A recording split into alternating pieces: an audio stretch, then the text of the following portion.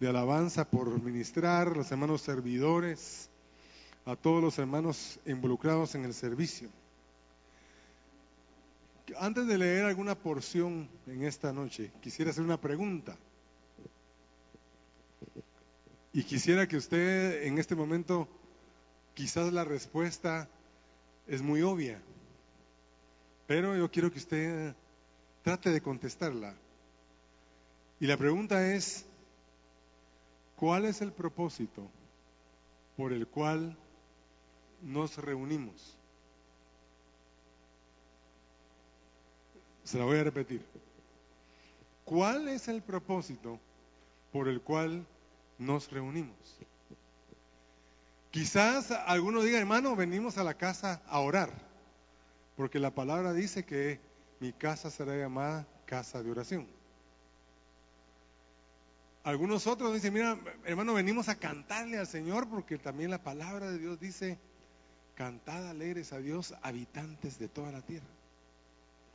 Venimos a escuchar la palabra, hermano, porque es algo que el Señor nos dejó, en que la palabra sea la que nos conforte y nos alumbre. Y yo creo que tiene toda la razón si usted ha dicho cualquiera de estas respuestas. Pero yo quisiera llegar un poquito más profundo al corazón. Y la pregunta es, ¿cuál es su propósito cuando usted viene a la iglesia? Usted sabe que hay personas que asisten a las iglesias y ya no sienten la presencia de Dios. Había una persona, un sacerdote, que él vivía en el templo, pero Dios ya no le hablaba. Hay otras personas que empiezan a asistir a la iglesia porque sus papás los traen. Hay otros que vienen a la iglesia por costumbre. Y muchas veces entramos a una reunión como esta y salimos igual, sin respuestas y con los mismos conflictos. Entonces yo quisiera, hermano, en esta noche que nosotros despertáramos. Que cada vez que nosotros tenemos la bendición y el privilegio de reunirnos, vengamos con la firme convicción que el día que nos reunimos, Dios algo tiene para nosotros. Dios algo tiene. Y en esta noche vamos a ver a un personaje que tenía mucha curiosidad de saber quién era Jesús. Y quizás habían otras personas que le impedían, que lo señalaban para que no se acercara, que quizás hasta lo despreciaban, pero que no le importó, sino que él quería conocer a ese personaje tan famoso, aquel que alrededor de quien se agolpaban las multitudes. Y él no se imaginó jamás que Jesús lo iba a llamar por su nombre. Pero antes de como revelar quién es el personaje, ¿verdad? Quisiera tocar varios textos. Si quieren nos trasladamos al primero, el cual es Hechos capítulo 2 y verso 42. Si me ayuda, hermano. Amén. ¿Ya lo tiene? Gloria a Dios. Si no lo tiene, yo se lo voy a leer. Hechos capítulo 2, verso 42. La palabra del Señor dice así. Nos está hablando de los primeros cristianos, los primeros convertidos. Y dice, estos que se habían convertido, los cuales se mantenían fieles a las enseñanzas de los apóstoles. Esa es la primera condición. Después decía, en mutuo compañerismo, en el partimiento del pan y en las oraciones. Por lo menos en este pasaje vamos a ver 4 ingredientes o 4 propósitos por los cuales la iglesia al principio se empezaba a reunir. Y el primero de ellos era para perseverar en la doctrina. Si usted está congregado en este lugar, si usted está plantado en este lugar, es porque ha reconocido que el ministerio que Dios ha puesto en este lugar lo está guiando por la sana doctrina.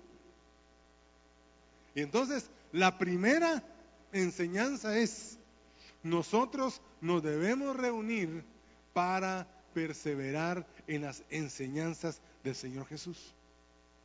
Él dijo: id y haced discípulos,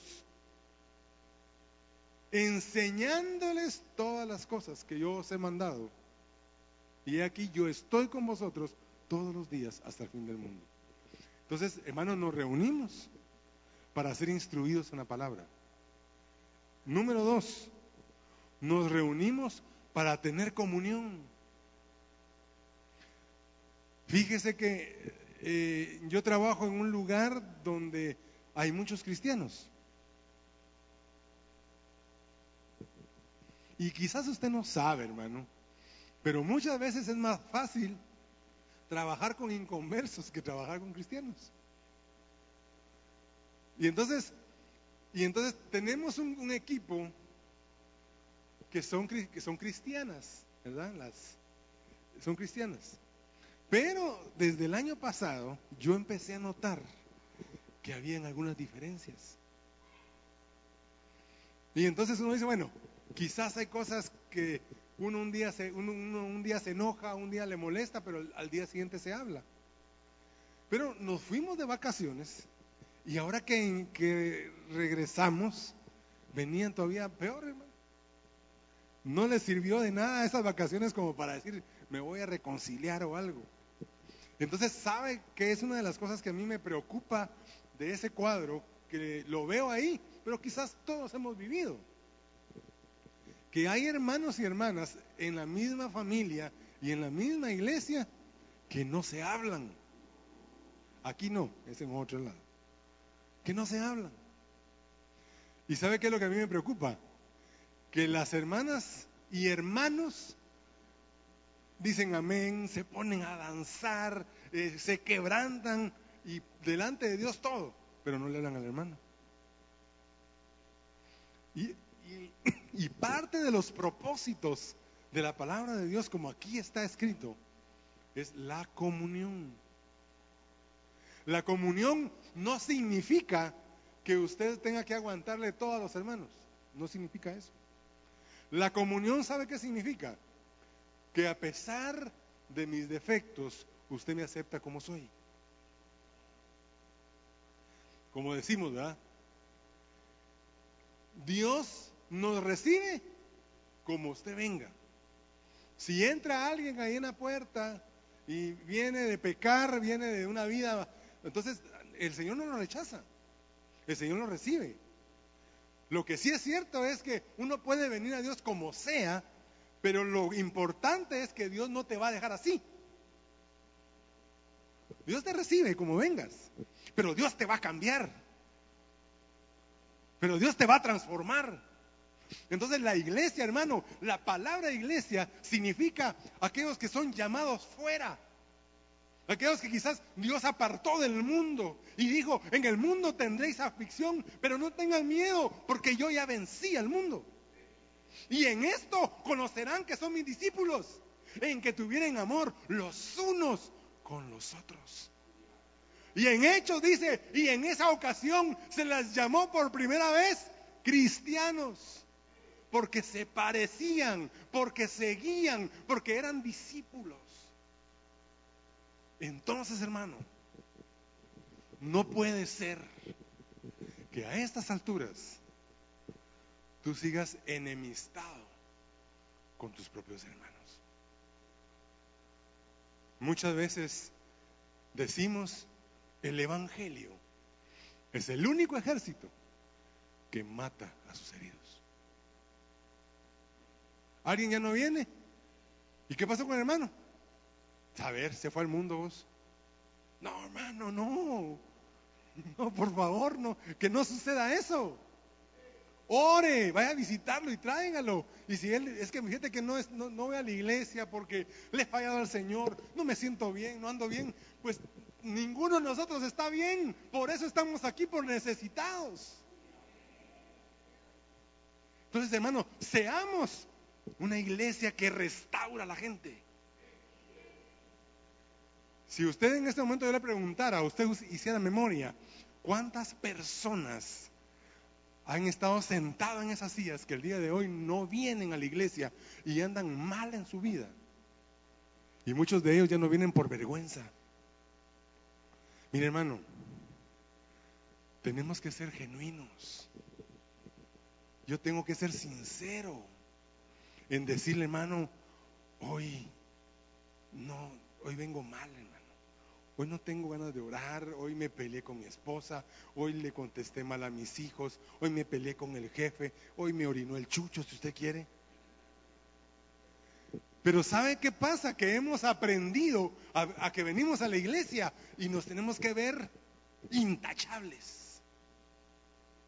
Y no es así, hermano.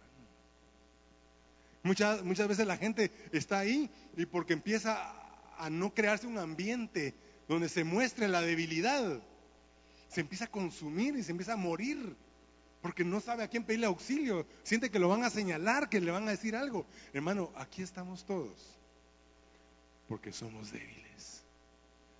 Pablo dijo, si en algo me voy a gloriar es en mis debilidades, porque cuando soy débil soy fuerte, porque su poder se perfecciona en mi debilidad. Y lo que hemos alcanzado, lo alcanzamos por misericordia. Entonces, hermano, yo le digo, volvamos la vista a los que están cansados, a los que se rezagaron, y empecemos a traerlos. Ore por ellos, visítelos y dígale, mi hermano, esa silla todavía te está esperando. Todavía hay lugar para ti en la casa de Dios. Porque en ese tiempo la gente se agolpaba. Había un despertar. Y eso es lo que el Señor quiere, hermano. Dice comunión. Y comunión no significa que pensemos lo mismo. Comunión significa que el amor de Dios ha sido derramado en mí para que yo pueda sobrellevar las debilidades de los otros. No me voy a detener mucho, hermano, en este. Y ahí dice, en el partimiento del pan. Eso sí me gusta, hermano, dígame usted. Y en las oraciones. ¿Se da cuenta que la iglesia no es un legalismo falso o un misticismo barato? Es práctico, hermano. Es práctico. Hay que mostrar a Jesús. La gente se muere y nosotros no mostramos a Jesús. Debemos de mostrarlo. Debemos de compartir. Cuando se reúnen en una casa, cuando vayan a comer, cuando salgan los jóvenes, cuando vayan a cualquier lado, traten de ser algo que edifique. Diga cosas que edifiquen a las personas. Me quiero ir rapidito, porque si no, no voy a tener tiempo, hermano. 1 Corintios 14:26 sería nuestro siguiente texto. Y los vamos a tocar quizás rápido para que yo pueda concentrarme en el pasaje que le quiero dar. Dice 1 Corintios capítulo 14 y verso 26. Por lo tanto, hermanos, cuando se reúnan, cada uno de ustedes tal vez tenga un salmo, una enseñanza, una revelación, un mensaje en una lengua extraña o la interpretación. Todo lo que hagan deben hacerlo para edificación.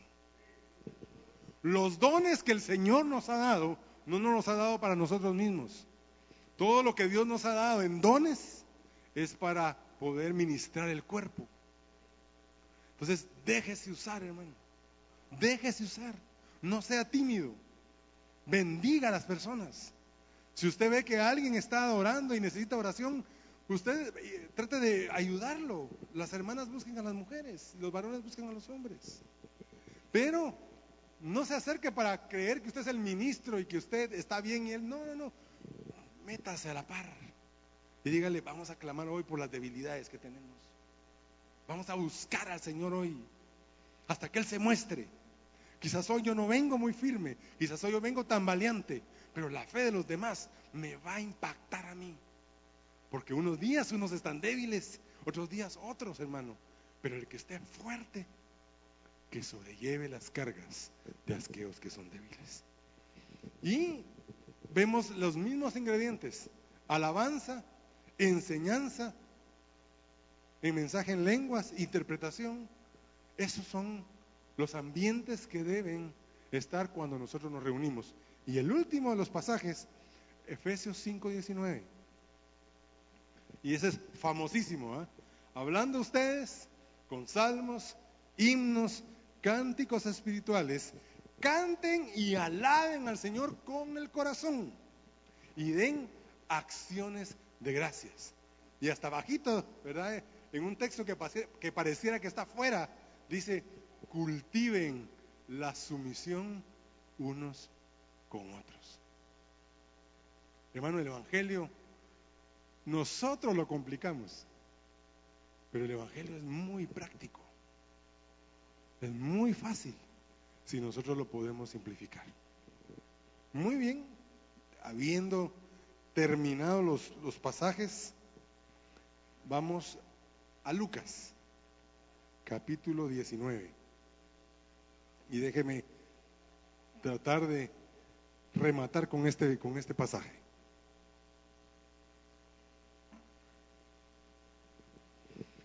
Lucas capítulo 19 y verso 1. Jesús entró en Jericó y comenzó a cruzar la ciudad. Quizás para entender el pasaje le quisiera explicar algo que es muy clave geográficamente. En Israel habían 3 grandes regiones. Una era Galilea, la otra era Samaria y la otra era Judea.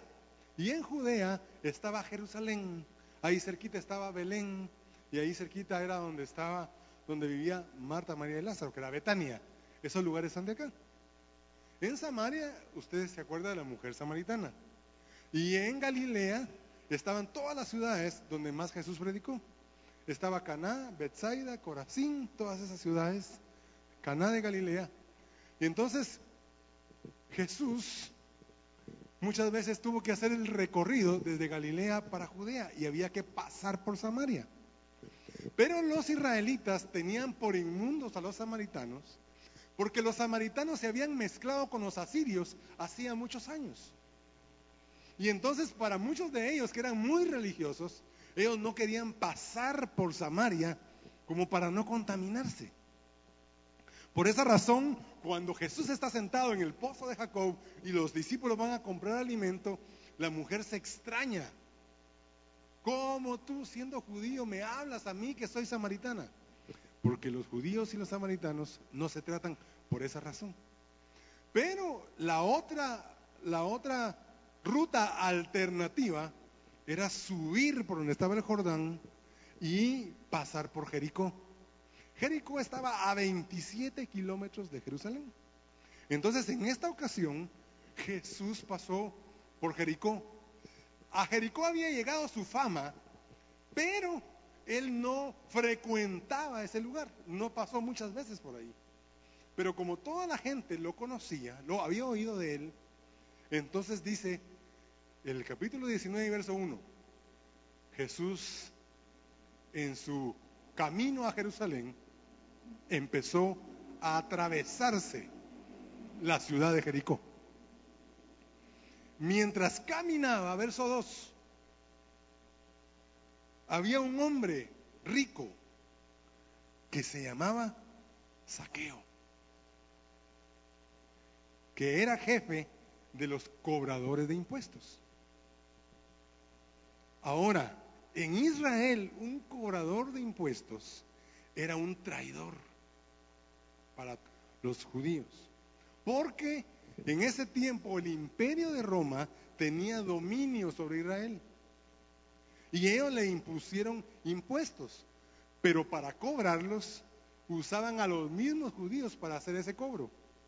Y entonces a ellos les daban autoridad para cobrar. Y si en nuestros días nosotros pudiéramos trasladar esto, dice, él era jefe de los cobradores de impuestos. Si usted lo traslada para hoy, podríamos decir, era personero de la SAT o era intendente de aduanas. Se imagina, ¿verdad?, qué puestecito el que tenía. Y este hombre trataba de ver a Jesús, pero por causa de la multitud no podía hacerlo, pues era de baja estatura. Si yo pudiera hacer un poco de contextualizar qué era lo que estaba pasando, era como un ladrón, hermano, para la gente. Cuando lo miraban pasar con el carro, decía, y ahí está el dinero que me quitó. Toda la gente lo señalaba. Y yo me imagino, eso yo me lo imagino, que cuando él estaba y él quería ver a Jesús y toda la multitud lo vio, lo despreciaba. Usted sabe que cuando hay aglomeración de gente, muchas veces le dicen las verdades a uno, ¿verdad? Y entonces él quería ver a Jesús, hacete para acá, ladrón. No sé qué más le decían, hermano. ¿Y qué haces aquí? Y entonces yo me imagino a Zaqueo muy curioso, con mucho dinero, con mucha ostentación, pero al ver esto, él estaba interesado en Jesús, porque el dinero y la posesión no puede satisfacer el alma del hombre.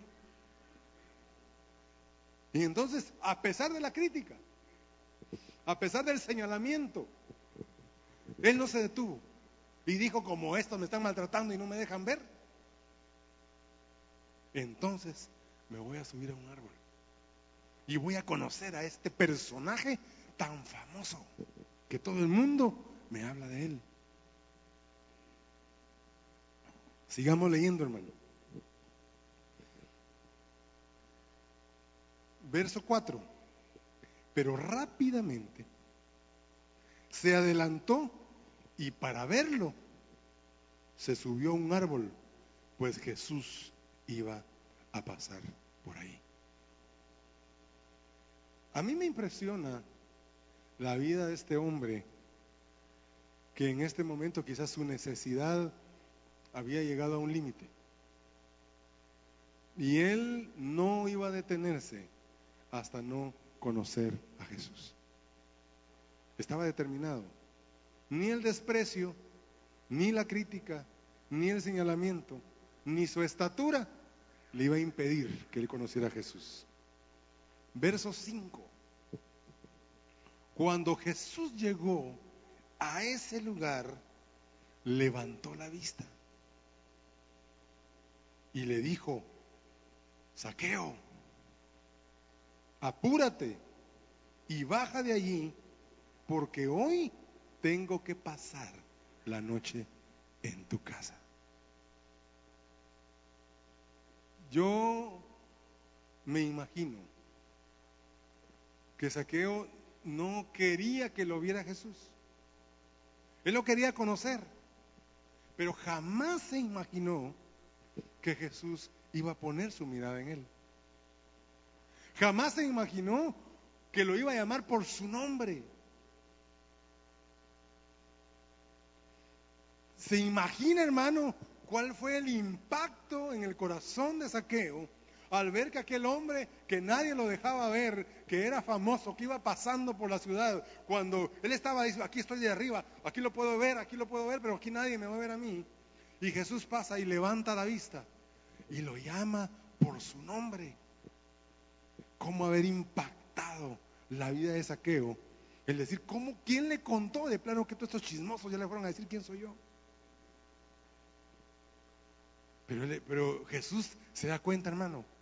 Solo vea este detalle. Jesús no le dijo, Zaqueo, sos un ladrón, ¿verdad? Zaqueo, ya me contaron qué es lo que andas haciendo. Mire, hermano, es como aquella mujer que fue encontrada en el adulterio. Impresionantemente Jesús pregunta: mujer, ¿dónde están los que te acusan? Ya se fueron, Señor, porque tú les empezaste a decir sus verdades. Y Jesús le dice: ni yo te condeno. Y cuando llega con Zaqueo, le dice: Zaqueo, es necesario que yo pase hoy la noche. Y la gente empezó a murmurar, como ha murmurado en otras ocasiones.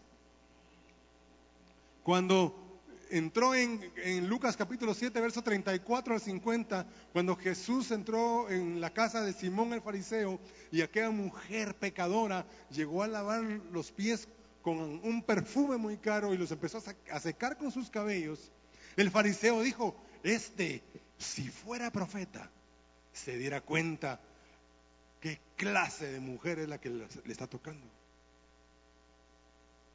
Y en ese momento a Zaqueo dijo: y el maestro y el que hace milagros va a ir a quedarse a la casa de ese ladrón.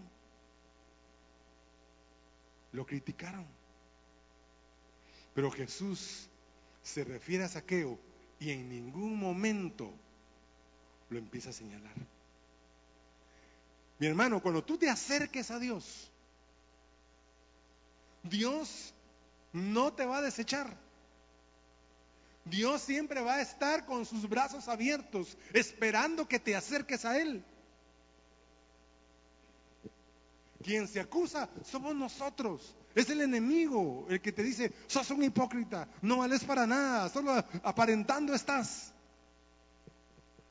Pero usted dígale: para mi Señor voy a estar de pie o voy a caer, pero yo no soy del enemigo. Pero poderoso es Dios para levantarnos, hermano. Poderoso es nuestro Dios. Continuemos, ¿verdad? Verso 6. Zaqueo bajó deprisa y con mucho gusto recibió a Jesús. ¿Se da cuenta que el impacto de Dios empieza a hacer la obra en la vida de Zaqueo sin necesidad de señalarlo? Verso 7. Aquí está el pelo en la sopa. Todos, al ver esto, murmuraban. ¿Qué hacían? Murmuraban. Pues decían: Jesús ha entrado en la casa de un pecador. Y yo tanta fe que tenía en él, pero no es. Si él fuera un verdadero profeta, no se iba a contaminar entrando a la casa de un pecador. Eso te dice la ley. Eso te dice la mente farisaica. Pero Jesús, verso 8. Pero Zaqueo, en ese momento, desde el verso 6 al verso 8, haga de caso, que se está bajando del árbol, Zaqueo llama por celular a su casa y le dicen que preparen todo porque va a llegar un invitado especial. Y en eso van a la casa de Zaqueo, va Jesús con él y la gente murmurando, porque para eso somos buenos, hermano, ¿o no? Y entonces entran a la casa de Zaqueo. ¿Se imagina esto? La multitud murmurando, Jesús entrando a la casa y Zaqueo, que ya no sabía qué hacer, emocionado, impactado. Y en el verso 8, Zaqueo se puso de pie. En ese momento hubo algo que estaba pasando desde que él se subió al árbol. Había algo que estaba pasando en su corazón, había algo que estaba trabajando el Señor. Por eso dice la palabra de Dios: porque nadie puede venir a mí, dijo Cristo, si el Padre que me envió no lo trajere. Porque el Espíritu empieza a hacer ese trabajo. Y él iba a la casa y empezaba a arrepentirse y empezaba a redarguirse muchas cosas. Y se pone de pie y le dijo al Señor: Señor, voy a dar ahora mismo. Ya, ¿verdad? No la otra semana, porque se puede arrepentir. Ahora mismo, la mitad de mis bienes a los pobres. La gente no podía creerlo, hermano. Que ese hombre tan agarrado, que solo era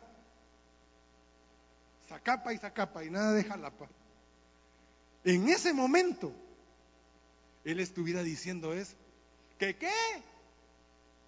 Voy a dar la mitad de mis bienes a los pobres. Entonces decían, entonces sí cambió, porque no se comía un banano por no tirar la cáscara. Entonces, hermano, y si en algo he defraudado a alguien, le voy a devolver 4 veces lo defraudado. Esta era una ley en el Antiguo Testamento. Cuando alguien era culpable, tenía que reponer 4 tantos las cosas que se había apropiado indebidamente. Verso 9, hermano. Ya vamos a terminar. Jesús le dijo: hoy ha llegado la salvación a esta casa, pues este hombre también es hijo de Abraham. Verso 9, para todos los murmuradores, vaya con dedicatoria al verso número 10. Porque el Hijo del Hombre vino a buscar y a salvar lo que se había perdido. Impresionante, hermano. Esa pasada por Jericó no fue de balde. Había alguien donde Dios iba a glorificar su nombre. Entonces yo digo, hermano, después de haber leído los principios de la palabra y ver la historia de este hombre, que jamás se imaginó que el Señor lo conociera por nombre. La misma invitación es para esta noche. ¿Cómo te llamas tú? Pon tu nombre. Y dice el Señor: a partir de hoy, yo quiero vivir en tu casa. A partir de hoy, yo quiero ser el centro de tu vida. A partir de hoy, empieza a vivir conforme la palabra lo dice. ¿Tú crees que Dios no conoce tus debilidades? ¿Tú crees que Dios, a sabiendas de tus errores, a sabiendas de mis errores, Él nos escogió?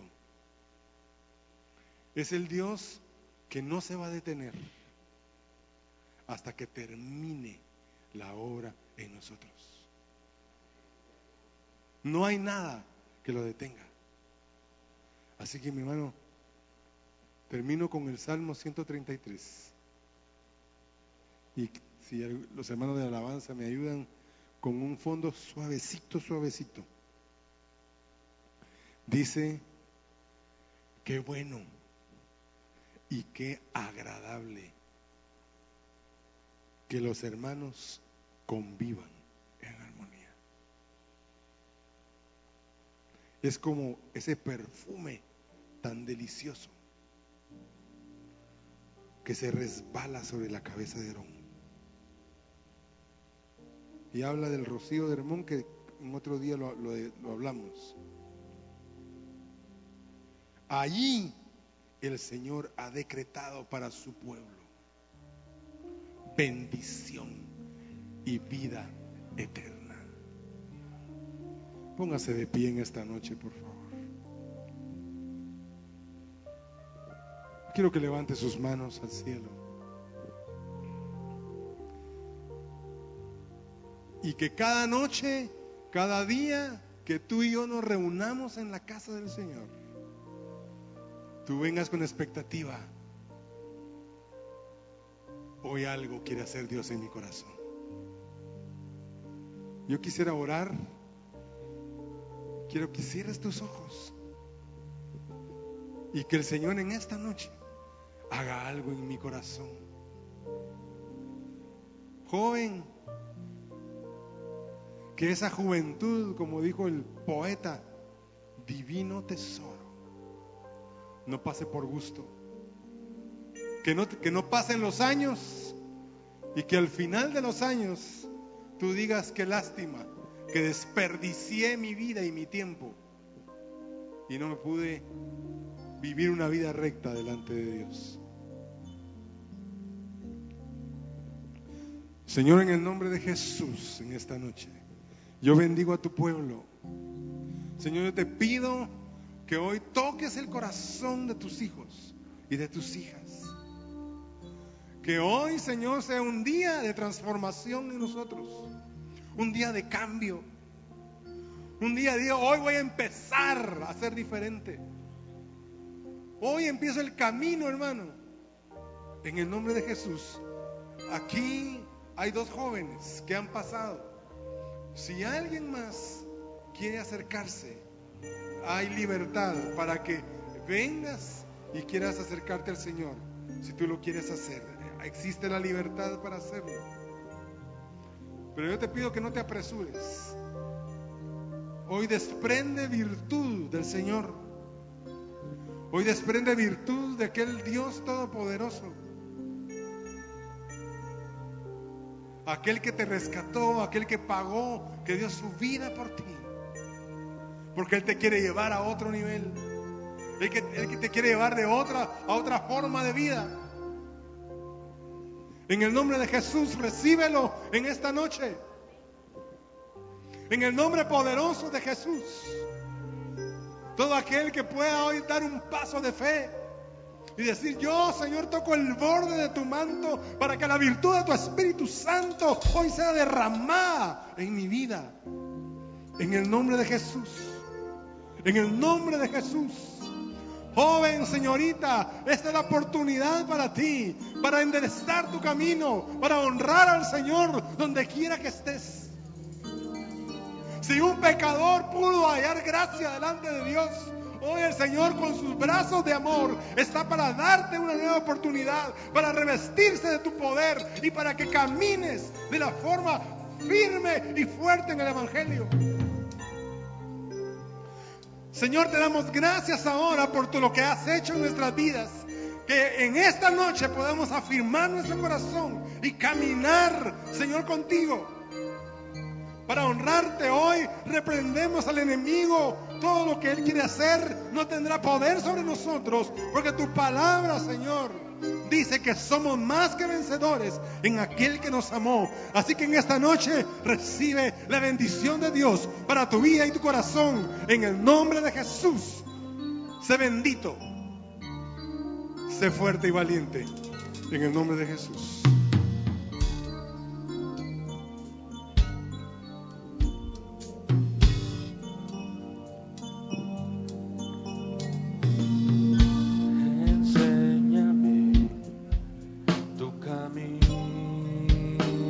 Señor.